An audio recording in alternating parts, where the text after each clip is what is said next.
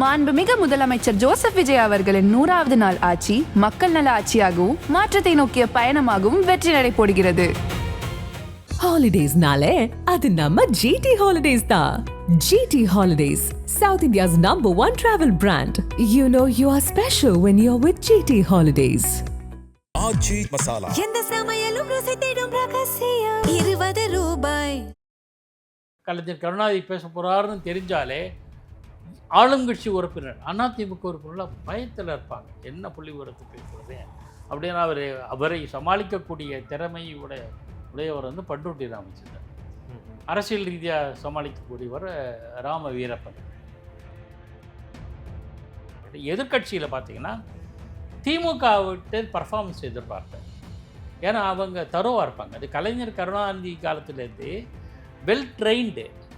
அது பார்த்தா ராஜகண்ணப்பெல்லாம் பேசுவார். Thangam Thennarasu is very decent, but ரொம்ப பர்ஃபார்ம் பண்ணலை.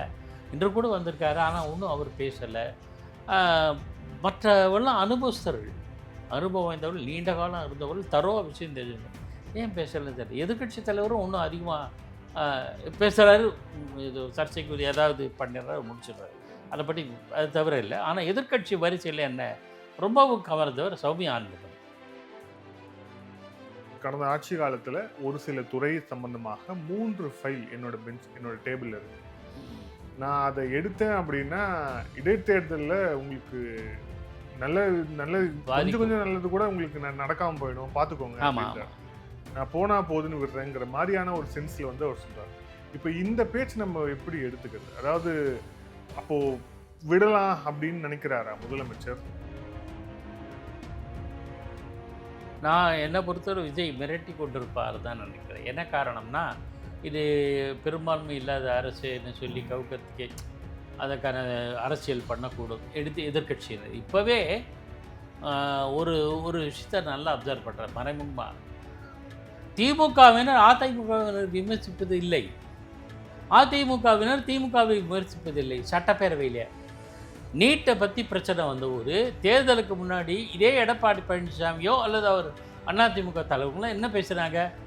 நீட்டை கொண்டு வந்து காந்திராஜன் பேசுகிறாங்க. காந்திராஜன் திமுகவை சேர்ந்தவர். ஆனால் நேற்றோ முந்தானத்து எடப்பாடி பழனிசாமி பேசுகிறார், நீட்டை கொண்டு வந்து காங்கிரஸ் ஆனே அப்படின்னு. காங்கிரஸ் கட்சியில் கூட்டணியில் இடம்பெற்ற திமுக அப்படின்னு சொன்ன பார்வை கொஞ்சம் தளர்ந்துருக்கு. அப்போ திமுகவை விமர்சிப்பது குறைஞ்சிருக்கு. நிலையற்ற ஆட்சி கவிழ்க்கக்கூடும் என்கிற ஒரு பதற்றத்தில் தாவேக்காவை வச்சிருக்கணும்னு எதிர்கட்சி நினைக்குது. இல்லை, உங்களை பதற்றத்தில் வைக்க 3 ஃபைல் என்கிட்ட இருக்கும். முதலமைச்சர் டேபிளுக்கு 3 ஃபைல்ஸ் வந்திருக்கும். அதில் என்னென்ன இருக்குதுன்னு பூதம் இருக்குதுன்னு தெரியும். ஆனால் இதெல்லாம் இருக்க பாருங்கள். அவரே என்ன சொல்கிறாரு, இதெல்லாம் ரிலீஸ் பண்ணிட்டா உங்களுக்கு கிடைக்கிற வாய்ப்பும் இல்லாமல் போட்டு கிடைச்சாருதில்ல. இவங்க திமுககாரங்க சொல்கிறாங்க, நீதித்துறை பற்றி கேட்டால் வேளாண் துறை அமைச்சர் சொல்கிறாரு, வேளாண்மை பற்றி கேட்டால் இன்னொரு அமைச்சர் சொல்கிறாரு அப்படின்னு கிண்டல் பண்ணுறாங்க. அது ஒரு போர்ட்ஃபோலியோ தான். யார் வேண்டுமானாலும் எந்த கருத்தையும் சொல்லலாம். கிரிக்கெட் டீம் மாதிரி கேப்டன் இருப்பான், வைஸ் கேப்டன் இருப்பான், விக்கெட் கீப்பர் இருப்பான். விக்கெட் கீப்பர் ஓடி போய் பவுலர்கிட்ட கேட்ச் பிடிக்கிறதுக்கு சட்டம் மறுக்குது இல்லையே. ஆதரணியர்களுக்கு அன்பு வணக்கம். இன்றைய சிறப்பு நேர்காணலில் நம்முடன் இணைந்திருக்கிறார் மூத்த பத்திரிகையாளர் பாக்கி அவர்கள். வணக்கம் சார். வணக்கம் வினோத் சார். இப்போது தமிழக சட்டமன்ற நிகழ்வுகள்லாம் பார்த்துட்டு இருப்பீங்க. அது தொடர்பான பேச்சுலேருந்து கருத்துக்கள்லேருந்து ஆரம்பிக்கலாம் அப்படின்ட்டு. மிக குறிப்பாக சொல்லணும் அப்படின்னா இந்த வாத பிரதிவாதங்கள் அப்படிங்கிறது போயிட்டுருக்கு. இதை ஓவராலாக பார்க்கும்போது உங்களுக்கு ஒரு ஆரோக்கியமாக படுதா இல்லை எப்படி படுது? ஏன்னா தொடர்ச்சியாக எந்த விதமான இடைவெளியும் இல்லாமல் ஃபுல் லைவ், என்ன பேசினாலும் லைவ், எது பேசினாலும் லைவுங்கிற மாதிரி போயிட்டுருக்கு. உங்களுடைய பார்வை என்ன? இந்த ஆரோக்கியமாக இருக்கா அந்த சபையுடைய வாதங்கள்? முதல்ல ஒரு தகவல் கருத்தை சொல்லியாகணும். ஆளுநர் உரைக்கு அப்புறம் நடந்த இதில் நேர்நிலை ஒரு பகுதியோடு நின்று போச்சு. அதுக்கப்புறம் தொடர்ந்து இல்லை. அது குறித்து சர்ச்சை எழுப்புது. அப்போது பள்ளிக்கல்வித்துறை அமைச்சர், செய்தித்துறை அமைச்சர் ராஜமோகன் சொன்னார், அது ஏதோ டெக்னிக்கல் ப்ராப்ளம், இனிமேல் அதை ரெக்டிஃபை பண்ணிவிடும் அப்படின்னு சொன்ன வாக்குறுதியை மீறாமல் செயல்படுத்திக்கிறாங்க. அதுக்காக நான் பாராட்டுறேன். இப்போ முழு நிகழ்வு இருக்கு. ஏங்க நமக்கே டயர்ட் ஆயிடுறோம். ஏன்னா காலையில் 9:30 மணிக்கு ஆரம்பிச்சோன்னா 5 மணி சாயந்தரம் இடைவிடாமல் போகுது. பல பேருக்கு அவங்களுக்கே சிரமமாக இருக்க அப்படின்றாங்க. அது ஒரு பக்கம் இருக்குது. அதுக்கு காரணம் அந்த சில பேர் குறுக்கீடு, தேவையில்லாத குறுக்கீடு அதெல்லாம் இருக்குது. நான் ஓவராலாக சில கருத்துக்களை சொல்ல விரும்புகிறேன். சபாநாயகர், பேரவைத் தலைவர், நல்ல மூத்த அரசியல்வாதி, எம்ஜிஆர் காலத்திலே எம்எல்ஏவாக இருந்தார், வில்லிவாக்கத்தில் இருந்தார், நல்லா நடத்துகிறார் சட்டப்பேரவையை. அவர் மீது பிஜேபி சில புகார்கள்லாம் சொல்லும். உதாரணத்துக்கு அவர் ஏதோ திருச்சபை நடத்துகிறார், அவருக்கு அப்படி இப்படின்னு சொல்கிறாங்க. பைபிளை மேற்கோள் காட்டுவதில் என்ன தவறு இருக்குது? அது எனக்கு தெரியல. அப்புறம் சௌமியா அன்புமணி ஒரு கீதையை சொன்ன உடனே நிறுத்துங்க அப்படின்ட்டாரு. அதெல்லாம் தேவையில்லை. அப்படிப்பட்ட ஆள் இல்லை பிரபாகர். அவர் ஒரு மதத்தை சார்ந்தவர், மத வழி. நான் அதை சொல்கிறேன். ஆனால் சட்டப்பேரவையை மிகச்சிறப்பாக கண்ணியமாக நடத்துகிறார். அது ஏன்னா அமைச்சர்களே இப்போ இதில் செங்கோட்டையன் நீங்களா, எல்லா அமைச்சர்களும் அனுபவம் கிடையாது. எம்எல்ஏக்களுக்கும் அனுபவம் கிடையாது. அவங்களுக்கெல்லாம் முறைப்படுத்துகிறாங்க.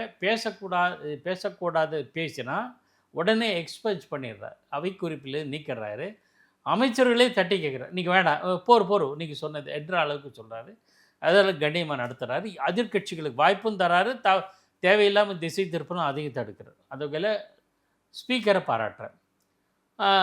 அது தவிர பார்த்திங்கன்னா உறுப்பினர்கள்னு எடுத்துக்கிட்டிங்கன்னா அமைச்சர் தரப்பில் ஆதவ அர்ஜுனாவும், பள்ளிக்கல்வித்துறை செய்தித்துறை அமைச்சர் ராஜ்மோகனும் தரோவாக இருக்காங்க.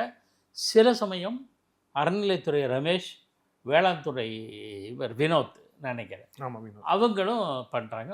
மற்றவர்கள்லாம் பெருசாக பர்ஃபார்மன்ஸ் நான் வெயிட் பண்ணுறேன். இன்னும் கொஞ்சம் காலம் பார்க்குறேன். அவங்க லெட் தம் கெயின் எக்ஸ்பீரியன்ஸ், அனுபவங்களை கற்றுக்கொள்ளட்டும் அப்படின்னு பார்க்குறேன். எதிர்கட்சியில் பார்த்திங்கன்னா திமுகவிட்ட பர்ஃபார்மன்ஸ் எதிர்பார்த்தேன். ஏன்னா அவங்க தரோவாக இருப்பாங்க. அது கலைஞர் கருணாநிதி காலத்துலேருந்து வெல் ட்ரெயின்டு. அது பார்த்தா ராஜகண்ணப்பெல்லாம் பேசுவார். Thangam Thennarasu is very decent, but ரொம்ப பர்ஃபார்ம் பண்ணலை. இன்று கூட வந்திருக்காரு, ஆனால் ஒன்றும் அவர் பேசலை.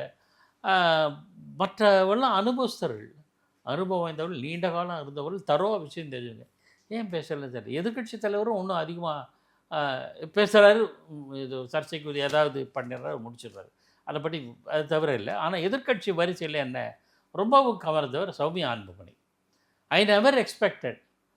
ஒரு அரசியல்வாதியோட மனைவின்றதுனால பல மனைவிமார் வந்தாங்கன்னா கணவனுக்கு ரெப்ரசன்டேட்டிவாக வருவாங்கல்ல அரசியலில், அந்த மாதிரி வந்துடுவாங்கன்னு தான் நினச்சேன், உண்மையை சொல்லணும். ஆனால் ஷீஸ் தரோ, விஷயங்களை கரெக்டாக பேசுகிறாங்க, பாயிண்ட்டுக்கு வந்துடுறாங்க, அற்புதமாக பேசுகிறாங்க. அது இதெல்லாம் ஓவரால் பார்வது. இன்னொரு அரசியல்வாதியோட மனைவி இருக்காங்களே பிரேமலதாவும் நல்லா பண்ணுறாங்க. ஆனால் அவங்கள கூட கொஞ்சம் அரசியல் கலந்துருக்கு, சில இது இருக்குது. ஆனால் அதை விட வெல் இன்ஃபார்ம்டு ஸ்பீச்சுன்னா நம்ம சௌமியா அன்புமணி, அதுக்காக அவங்கள பாராட்டணும். கணேஷ்குமார்லாம் வெல் லேர்ன், காலேஜ் நடத்துகிறவர், அவர் இன்ஜினியரிங் படித்தவர், நல்ல விஷயம் தெரிஞ்ச ஆள்.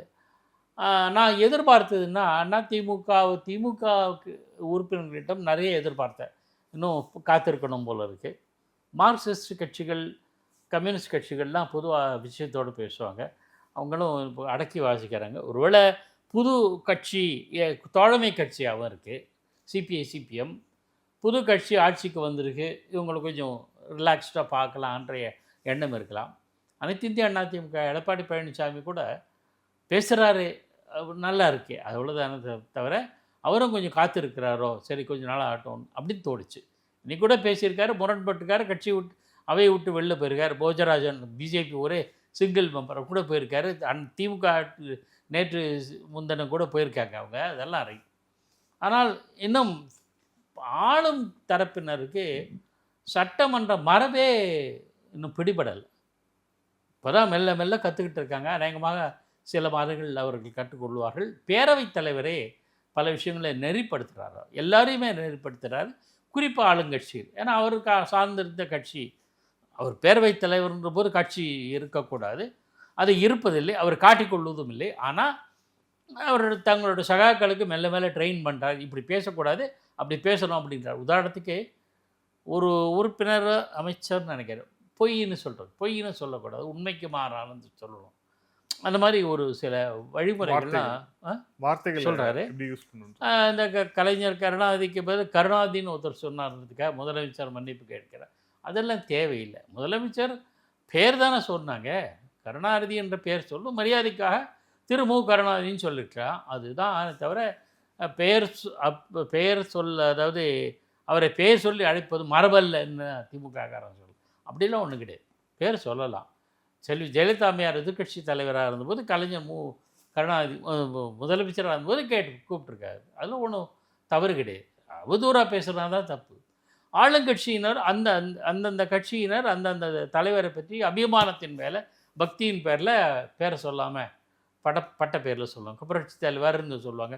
புரட்சி தமிழர் எடப்பாடியாருன்னு தான் சொல்லுவாங்க. எடப்பாடி பழனிசாமின்னு சொல்ல மாட்டாங்க. ஸ்பீக்கரை கரெக்டாக சொல்லுவார். எடப்பாடி கே பழனிசாமின்னு சொல்லுவார். இவங்க இப்போ வந்திருக்கிறவங்க தளபதின்னு சொல்கிறாங்க. ஆனால் அதெல்லாம் தேவையில்லை. இன்னும் துதிப்பாடுறது பழக்கம். ஆளும் தரப்பினரும் பல உறுப்பினர்கள் they must address only the chair. அவையை நடத்துகிற பேரவைத் தலைவர், ஸ்பீக்கர், டெபுட்டி ஸ்பீக்கர் அல்லது மாற்றுத் தலைவர்கள், பேனல் ஆஃப் ஸ்பீக்கர்ஸ் இருக்குங்கள்ல, இவங்க 2 பேர் இல்லாத சமயத்தில் யாராவது இருப்பாங்க.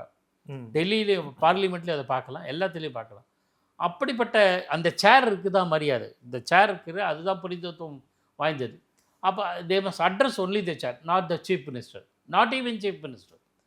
எனக்கு வாய்ப்பளித்த முதலமைச்சருக்கு நன்றி சொல்லலாம். மாண்புமிகு முதலமைச்சர் அவர்களே, அமைச்சர் அவர்களே, சட்டமன்ற உறுப்பினர்களே, என் தலைவர் அவர்களே, அப்படி சொல்லக்கூடாது. பொதுக்கூட்டம் அல்ல, இது கான்ஸ்டியூஷன் பாடி. அப்போது என்ன சொல்லணும்? பேரவைத் தலைவர் அவர்களே சொல்லிவிட்டு மாண்புமிகு முதலமைச்சர் உங்கள் வாயிலாக கேட்டுக்கொள்ளுகிறேன்னு சொல்லலாம்.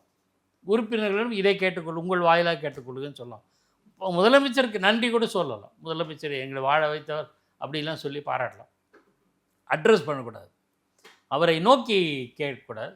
அது தாவேகாவினர் யாருக்குமே தெரியல, ஒரு சில பேரை தவிர. ஆளும் தரப்பில் வந்து ஆதவர்ஜினாவும் செய்தித்துறை அமைச்சர், பள்ளிக்கல்வித்துறை அமைச்சர் ராஜ்மோகனும் சிறப்பான விஷயத்தோடு பேசுகிறாங்க. இன்னைக்கு சட்டமன்ற நிகழ்வுகளில் ரொம்ப முக்கியமான விஷயங்கள் நடந்திருக்கு. 110 விதியின் கீழே முதலமைச்சர் பேசினார் அப்படிங்கிறது ஒன்று. அப்புறம் சட்டமன்ற உறுப்பினர்களுக்கு வாகனம் வழங்கப்படும் அப்படின்னு அறிவிச்சிருக்கிறாரு. ஆனால் அதை தாண்டி ரொம்ப முக்கியமான ஒரு விஷயம் வந்து அவரே முதலமைச்சரே ஆவேசமாய் சொன்னார். கடந்த ஆட்சி காலத்தில் ஒரு சில துறை சம்பந்தமாக 3 ஃபைல் என்னோட டேபிளில் இருக்குது.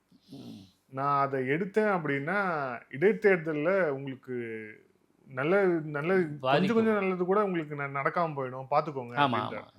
நான் போனா போதுன்னு விடுறேங்கிற மாதிரியான ஒரு சென்ஸில் வந்து அவர் சொல்கிறார். இப்போ இந்த பேச்சு நம்ம எப்படி எடுத்துக்கிறது? அதாவது அப்போ விடலாம் அப்படின்னு நினைக்கிறாரா முதலமைச்சர்? என்ன சொல்ல எச்சரிக்கை விடுறாரு. அதாவது முதலமைச்சர் விஜய் பேசுவது அரிது அப்படின்னாங்க. ஒரு தகவல் சில விஷயம் சொல்லி ஆகணும்னு நினைக்கிறேன். முதலமைச்சர் எல்லாத்தையும் பேசணும்னு அவசியம் கிடையாது, பேசணும்னு கூட அவசியம் கிடையாது. ஒரு முதலமைச்சர் 84 நோய்வாய்ப்பட்ட பிறகு பேசுவதே அரிது. புரட்சித் தலைவர் எம்ஜிஆர் அப்போ நாவலர் நெடுஞ்செழியன் பண்டுட்டார். நான் கண்ணார அப்போ தான் நியூஸ் ரிப்போர்ட்டர் கவர் பண்ணியிருக்கேன். நாவலர் அடுத்தது செகண்ட் இல்லை பொசிஷனில் இருப்பார், தேர்டு வந்து பண்டுட்டி ராமச்சந்திரன் இருப்பார். இவங்க தான் முதலமைச்சர்கிட்ட கன்சல்ட் பண்ணுவாங்க. நானே கண்ணால் பார்த்துருக்கேன். முதலமைச்சர் உறக்கவோ பேச முடியாது, அவர் அழைப்பார், நாவலர் காதில் கேட்டுப்பார், சரின்னு தலையாட்டிட்டு அவர் பேசுவார். அவராவது முதலமைச்சர் என்ன நினைக்கிறார், அவரோட எண்ணப்போக்கு என்ன, அவர் எந்த பாதையில் சிந்திக்கிறார் என்பதை புரிந்து கொண்டு அதை 2ஆம் நிலை தலைவர்கள், மூத்த தலைவர்களான பண்டூரி ராமச்சந்திரன், நாவல் நெடுஞ்செழியன் போன்றவர் பதில் சொல்லுவாங்க. அது இயல்பு, அதுக்கு சரியாக நடக்கும். எம்ஜிஆர் காலத்தில் இது, கலைஞர் கருணாநிதி காலத்தில் அப்போல்லாம் பார்லிமெண்ட்ரி செக்ரட்டரின்னு உண்டு, இப்போவும் உண்டு, அது யாரும் வச்சுக்கிறதில்ல. முதலமைச்சர் கலைஞர் கருணாநிதி சட்டப்பேரவையில் இருந்தபோதே அவருக்கு பார்லிமெண்ட்ரி செக்ரட்டரியாக இருந்தவர் எல் கணேசன், எல்ஜி, நாட் இல கணேசன், பிஜேபி இல்லை, எல்ஜி இப்போ அண்மையில் மறைந்தார்னு நினைக்கிறேன். அவர் வந்து பேசுவார். நானே அதை கவனிச்சிருக்கேன் முதலமைச்சருக்கு பதிலாக. ஏன்னா முதலமைச்சர் வேறு ஏதோ ஜாபில் ஆக்குப்பை, பொதுவாக கலைஞர் கருணாநிதி தன்னுடைய இது விட்டு கொடுக்க மாட்டார். 2வது எல்லா விஷயத்தையும் தரும், அவர் அப்டேட்டடாக இருப்பார். இந்த நிமிஷம் 10 மணி 52 நிமிடத்துக்கு என்ன நடந்ததோ அது 10:53 நிமிடத்தில் அது தொடர்பான கருத்தை சட்டப்பேரவையில் பதிவு செய்யக்கூடிய திறமை படைத்தவர். ஆனால் ஏதோ சில காரணங்களால் அப்போ தேவை கருதி கணேசன் பேசியது நான் கவர் பண்ணியிருக்கேன். அதனால் சொல்கிறேன், பண்ணியிருக்கார் ஒரு தடவை தான் எனக்கு ஞாபகம், 2-3 தடவை பண்ணாரா நான் தெரியல. ஆகையினால இது முதலமைச்சர் தான் எல்லாவற்றுக்கும் பேச வேண்டும் என்ற நெசசிட்டி இல்லை, தேவை கிடையாது. அதனால் இப்போது முதலமைச்சர் சார்பாக அமைச்சர்கள் பேசுவது இட்ஸ் எ கலெக்டிவ் ரெஸ்பான்சிபிலிட்டி. இவங்க திமுககாரங்க சொல்கிறாங்க, நீதித்துறை பற்றி கேட்டால் வேளாண் துறை அமைச்சர் சொல்கிறாரு, வேளாண்மை பற்றி கேட்டால் இன்னொரு அமைச்சர் சொல்கிறாரு அப்படின்னு கிண்டல் பண்ணிட்டாங்க. அது ஒரு போர்ட்ஃபோலியோ தான், யார் வேண்டுமானாலும் எந்த கருத்தையும் சொல்லலாம். கிரிக்கெட் டீம் மாதிரி கேப்டன் இருப்பான், வைஸ் கேப்டன் இருப்பான், விக்கெட் கீப்பர் இருப்பான். விக்கெட் கீப்பர் ஓடி போய் பவுலர்கிட்ட கேட்ச் பிடிக்கிறதுக்கு சட்டம் மறுக்குது இல்லையே. ஏதோ ஒரு மிடானில் இருக்கிற ஒரு பிளேயர் கல்லியில் போய் பிடிப்பான், கேட்ச் பிடிப்பான், கூடாதுன்னு சட்டம் சொல்லும் இல்லை, கிரிக்கெட் ரூல்ஸ் அப்படி சொல்லாது. ஸோ யாரும் இது வந்து ஆளும் தாவேகா அரசு, அதன் பிரதிநிதிகள் அமைச்சர்கள். ஆக அவங்களுக்கு தெரிஞ்ச கருத்துக்களை சொல்கிறாங்க, அரசாங்கத்தின் கருத்துக்களை சொல்கிறாங்க. அமைச்சரவை கூட்டம் தான் நடக்குது, அதில் ஒவ்வொரு தனித்தனி அமைச்சரவை கூட்டமாக நடக்குது. அமைச்சரவை கூட்டம் முதலமைச்சர் தலைமையில் நடந்தால் வேளாண் துறை அமைச்சர், கல்வித்துறை அமைச்சர், இந்த அமைச்சர் எல்லாம் தான் இருப்பாங்க. ஸோ கருத்து பரிமாறப்படும் போது எல்லாருக்கும் கருத்துக்கள் போய் சேருது இல்லை, அவங்க தங்களுக்கு தெரிஞ்சதை சொல்கிறாங்க, அவ்வளோதான். இது ஒன்றும் இல்லை. ரெண்டாவது, எந்த நிமிஷத்தில் முதலமைச்சர் முடிவெடுத்து இன்னைக்கு நிதி அமைச்சராக இருக்கார், நாளைக்கு பொருளை இன்னொரு அமைச்சராவார், நாளைக்கு பள்ளிக்கல்வித்துறை அமைச்சராக, மறுநாள் இன்னொரு அமைச்சராக முடியுமா இல்லையா? சட்டப்படி போர்ட்ஃபோலியோ மாற்றுறாங்கல்ல, துறை இலாக்காக்களை மாற்றுகிறார்கள். அப்போ என்ன சொல்லிங்க? ஆக இந்த துறையை சேர்ந்தவர் இன்னொரு துறைக்கு பதில் சொல்கிறார், அந்த துறையை சேர்ந்தவர் இன்னொரு துறைக்கு பதில் சொல்கிறார் என்று திமுகவினோட விமர்சனம் ஏற்புடையதாக. இப்போது அந்த ஃபைல்ஸ் 3 ஃபைல்ஸ் இருக்குது அப்படின்னா, ஸோ இப்போ அந்த ஃபைல்ஸில் ஒருவேளை அவர் நடவடிக்கை எடுக்கும் பட்சத்தில் இந்த அரசியல் அப்படிங்கிறது எப்படி மாறும்னு நினைக்கிறீங்க? ஏன்னா ஏற்கனவே மார்க்கண்டேயன் கைது செய்யப்பட்டார், ஃபஸ்ட்டு அனிதா ராதாகிருஷ்ணன் கைது செய்யப்பட்டார், அப்புறம் மார்க்கண்டேயன், கடைசியாக உச்சபட்சமாக உதயநிதியை கைது செய்ய அளவுக்கு இந்த அரசாங்கம் சென்றது. அப்படி இருக்கும்போது இந்த 3 ஃபைல்ஸ், அதுவும் குறிப்பாக பொதுப்பணித்துறை அமைச்சர் ராதவ் அர்ஜுனா பேசும்போது, கடந்த கால டெண்டரில் நாங்கள் திருப்பியும் ஒரு ஸ்க்ரூட்டனியை ஆரம்பிச்சிருக்கிறோம், 1000 டெண்டருக்கு மேலே எடுத்து அந்த டெண்டர் வேல்யூவேஷன் என்ன, ஜாஸ்தியாக வேல்யூவேஷன் கொடுத்துருந்தாங்கன்னா ஏன் கொடுத்துருக்குறாங்கன்னு சொல்லிட்டு எல்லாமே நாங்கள் பேச போகிறோம் அப்படின்னு அந்த அளவுக்கு சொல்லியிருக்காரு. அப்படிங்கிற போது கடந்த காலங்களில் நடந்த மாதிரியான விஷயங்கள் நம்ம எதிர்பார்க்கலாமா? குறிப்பாக ஜெயலலிதா அவர்கள், கருணாநிதி அவர்கள் இருந்தபோது நடந்த விஷயங்களை நாம் எதிர்பார்க்கலாமா? விஜய் என்ன செய்வார்னு நினைக்கிறீங்க? நான் என்னை பொறுத்தவரை விஜய் மிரட்டி கொண்டிருப்பார் தான் நினைக்கிறேன். என்ன காரணம்னா, இது பெரும்பான்மை இல்லாத அரசுன்னு சொல்லி கவுக்கத்துக்கே அதற்கான அரசியல் பண்ணக்கூடும் எதிர்கட்சியினர். இப்போவே ஒரு விஷயத்தை நல்லா அப்சர்வ் பண்ணுறேன் மறைமுகமாக. திமுகவினர் அதிமுகவினர் விமர்சிப்பது இல்லை, அதிமுகவினர் திமுகவை விமர்சிப்பதில்லை. சட்டப்பேரவையிலே நீட்டை பற்றி பிரச்சனை வந்தபோது தேர்தலுக்கு முன்னாடி இதே எடப்பாடி பழனிசாமியோ அல்லது அவர் அதிமுக தலைவர்களோ என்ன பேசுகிறாங்க? நீட்டை கொண்டு வந்து காந்திராஜன் பேசுகிறாங்க. காந்திராஜன் திமுகவை சேர்ந்தவர்.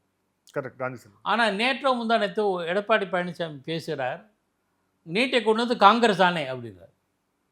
காங்கிரஸ் கட்சியில் கூட்டணியில் இடம்பெற்ற திமுக அப்படின்னு சொன்ன பார்வை கொஞ்சம் தளர்ந்துருக்கு. அப்போ திமுகவை விமர்சிப்பது குறைஞ்சிருக்கு அல்லது தவிர்த்திருக்காங்க.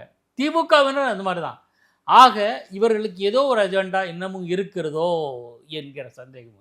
ஆனால் நீங்கள் இதை கேள்வி கேட்டீங்கன்னா, இல்லை நாங்கள் 2 பேருமே ஆளுங்கட்சிக்கு எதிரான விமர்சனங்களை முன்வைக்கிறோம் அதுதான் அப்படின்னு சொல்லுவாங்க. அது மட்டும் இல்லை, எல்லா கட்சியும் தான் தாவேக அரசை எதிர்த்து எல்லா கட்சியும் தான் செயல்படுறாங்க. ஏன் சிபிஎஸ்சி கூட மாற்று கருத்து சொல்கிறாங்க. இப்போ தேமுதிக, பாஜக போன்ற கட்சிகளும் எதிர்க்கிறாங்க. பாஜக உங்கள் கூட்டணியிலேயே திமுக கூட்டணிக்கு வரப்போதா வராது. இப்போ வருதுன்னா நேஷனலில் வரும், அது வேற கதை. ஆக இதெல்லாம் வந்து பல்வேறு சந்தேகங்களை எழுப்புது. ஸோ நிலையற்ற ஆட்சி கவிழ்க்கக்கூடும் என்கிற ஒரு பதற்றத்தில் தாவேக்காவை வச்சிருக்கணும்னு எதிர்க்கட்சி நினைக்குது, இல்லை உங்களை பதற்றத்தில் வைக்க 3 ஃபைல் என்கிட்ட இருக்கும். முதலமைச்சர் டேபிளுக்கு 3 ஃபைல்ஸ் வந்திருக்கும். அதில் என்னென்ன இருக்குன்னு பூதம் இருக்குன்னு தெரியும். ஆனால் இதெல்லாம் இருக்க பாருங்கள். அவரே என்ன சொல்கிறாரு, இதெல்லாம் ரிலீஸ் பண்ணிட்டா உங்களுக்கு கிடைக்கிற வாய்ப்பும் இல்லாமல் போய்ட்டு இடைத்தேர்தலில் அப்படின்னா அவர் மென்டலாக ப்ரிப்பேர் ஆகிருக்கு. இடைத்தேர்தலில் ஒருவேளை விட்டு கொடுக்கலாமா இல்லையா என்கிற ஒரு பார்வை இருக்கலாம். அல்லது இடைத்தேர்தலில் ஒரு கணிசமாக இடங்களை பெற்ற பிறகு இந்த பார்வை இருக்கிறேன். இடைத்தேர்தலில் கணிசமாக இடம் பெற்று தாவேக்கா மட்டுமே அறுதி பெரும்பான்மை பலத்தோடு இருந்தால் பெற்றுவிட்டால் அப்போ காட்டுவாங்க, தீவிரம் காட்டுவார்கள் என்று நான் எதிர்பார்க்கிறேன். அப்போது இவங்களுக்கு பலம் வந்துடுச்சு. இந்த கூட்டணியில் இருந்த அமைச்சராக அதிகார பகிர்வு பெற்றிருக்கிற கட்சிகள் இருக்கல, நிச்சயமாக தாவேகா விட்டு போக மாட்டாங்க, இன்னும் நெருங்கி வருவாங்க. ஏன்னா இவங்களுக்கு தெரியும் இல்லை, திமுகவில் எப்படி ஒட்டி உறவாடி கொள்கை ரத்தம் நாங்கள் அப்படின்லாம் பேசினாங்க. நிச்சயமாக அதிகாரம் கிடச்சிச்சு. அதிகாரத்தை திமுக கூட கொடுக்கல, இவங்க கொடுக்குறாங்க. பெரும்பான்மை பலத்தோடு இருக்காங்க. ஸோ இவங்கள பகைச்சிக்க வேண்டாம் என்ற எண்ணம் அவங்களுக்கு வரும். அதனுடைய விளைவு தான் நேற்று என்ன சொன்னார் தொல் திருமாவளவன், இனி 5 ஆண்டுக்கும் உங்களோடு பயணிப்போம், புதுசாக ஒன்றும் கிடையாது. இப்போ அவங்க இதே தொல் திருமாவளவன் கரூர் சம்பவத்தில் விஜய் பேசியது குறித்து ஹஸ்கி வாய்ஸில் பேசுகிறது தான் எடுபடாதுன்னார். இதே ஆர்எஸ்எஸ் பெற்றெடுத்த பிள்ளைன்னு சொன்னாங்க. இப்போல்லாம் சொல்ல மாட்டாங்க. ஆனால் அரசியலில் எதுவும் மாறுவோம். அதனால் ஆளும் கட்சியினோடு கூட்டணியில் நீடிப்பதற்கு இவர்கள் விரும்புவார்கள். ஒரே கல்ல 2 மாங்க. திமுகவும் மிரட்டியாச்சு, ஏற்கனவே காமிச்சிட்டாங்க. உதயநிதி அரெஸ்ட் பண்ணிட்டோம். ஆனால் அரெஸ்ட் பண்ணதில் எனக்கு உடன்பாடு இல்லை, அது வேறு. ஆனால் திமுகவினர் ஆபாசம் பேசுவதை ஒரு வாடிக்கையாக கொண்டிருக்கிறார்கள்.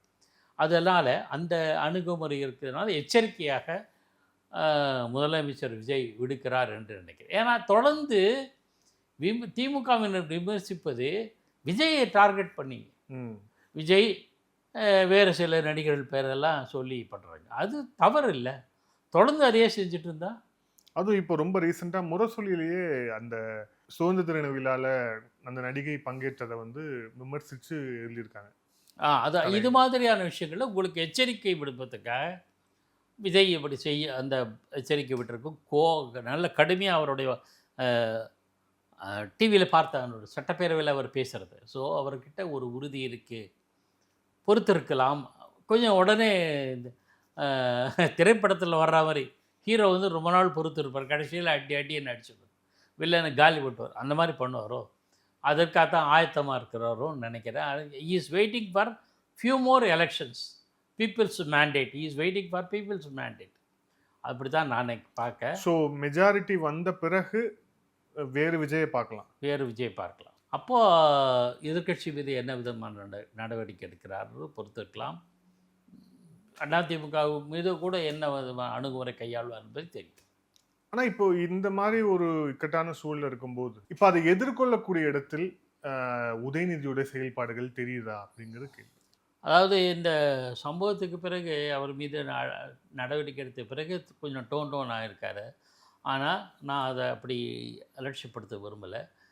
புலி பதுங்குவது பாய்வதற்காகன்னு சொல்லுவாங்கள்ல, ஒருவேளை திமுகவினர் காத்திருக்கிறார், கொஞ்சம் பொறுத்திருப்போம், எப்படி இவங்க ஏதாவது மிகப்பெரிய மிஸ்டேக்ஸ் வரும், மிகப்பெரிய கோளாறு நடக்கும், அப்போது பிடிச்சிக்கலாம் அப்படின்னு காத்திருக்காங்க. இப்போ சொல்கிறாங்க சின்ன சின்ன இந்த சட்டம் ஒழுங்கு பிரச்சனை, தாவேகா நகர செயலர் ஒருத்தரே சங்கிலி பருப்பில் ஈடுபட்டார், அப்படிலாம் நிறைய வருது. இதெல்லாம் பெட்டி திங்ஸு, இதெல்லாம் சமாளிச்சிடலாம். பட் பெரிய அளவில் வரும் பிக் ஃபிஷ் அப்படின்றதுக்காக காத்திருக்காங்க அப்படின்னு நான் ஃபீல் பண்ணுறேன்.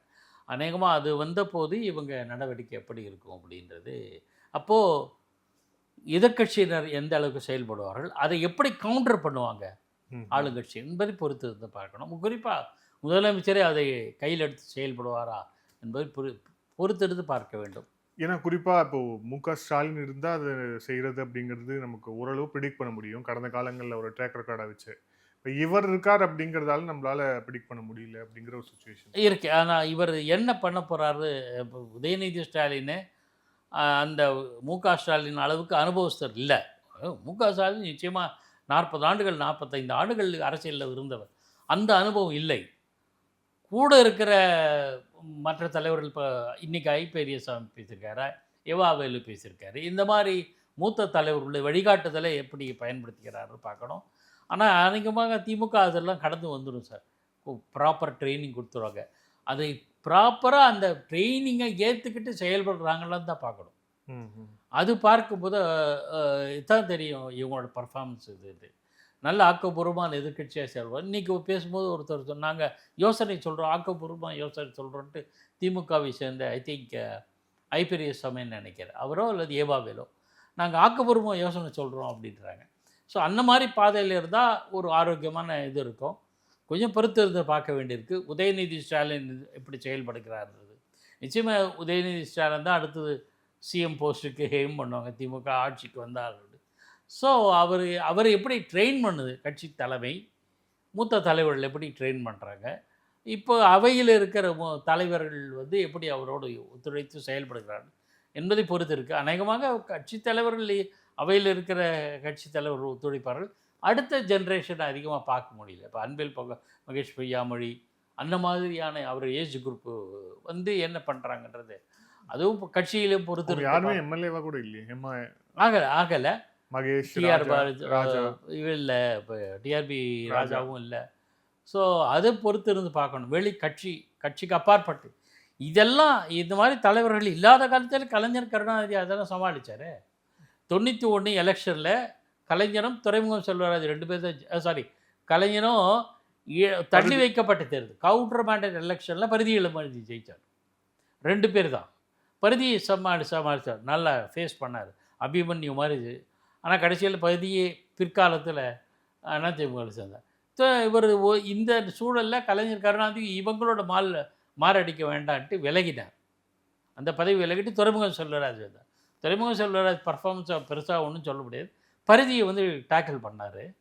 அந்த மாதிரியான சூழல் இப்போ இவங்களுக்கு கிடையாது. ஸோ எப்படி தலைவர்களோட இந்த மாதிரி தலைவர்கள் இல்லாத சூழலில் கூட கலைஞர் சமாளித்தார். இன்னும் சொல்லப்போனால் சட்டமேலவையில் இருந்தார் கலைஞர். எனக்கு நல்லா தெரியும். இனி பேசுவார் கலைஞர் கருணாநிதி பேச போகிறாருன்னு தெரிஞ்சாலே ஆளுங்கட்சி உறுப்பினர் அதிமுக உறுப்பினர்லாம் பயத்தில் இருப்பாங்க. என்ன புள்ளி உரத்தை பேசுவது அப்படின்னா அவரை சமாளிக்கக்கூடிய திறமை உடையவர் வந்து பண்ருட்டி ராமச்சந்திரன். அரசியல் ரீதியாக சமாளிக்கக்கூடியவர் ராம வீரப்பன். நாவலர் ஒரு சாது இதுவாக அந்த மாதிரி தவிர ஆளுங்கட்சியில் எந்த அளவுக்கு வலிமையாக இருக்காங்கன்றது பார்க்கணும். அப்போ கலைஞர் கருணாநிதிங்கிற ஒரு நபரே சிம்ம சொப்பனமாக இருந்தாங்க. அந்த மாதிரி உதயநிதி எப்படி ட்ரெயின் பண்ண போகிறாங்கன்றது பொறுத்து தான் பார்க்கணும். நன்றி சார், பல்வேறு கேள்வி வச்சு. Thank you sir, thank you so much. Aadhan தொலைக்காட்சிக்கு நெஞ்சார்ந்த நன்றி. Thank you sir.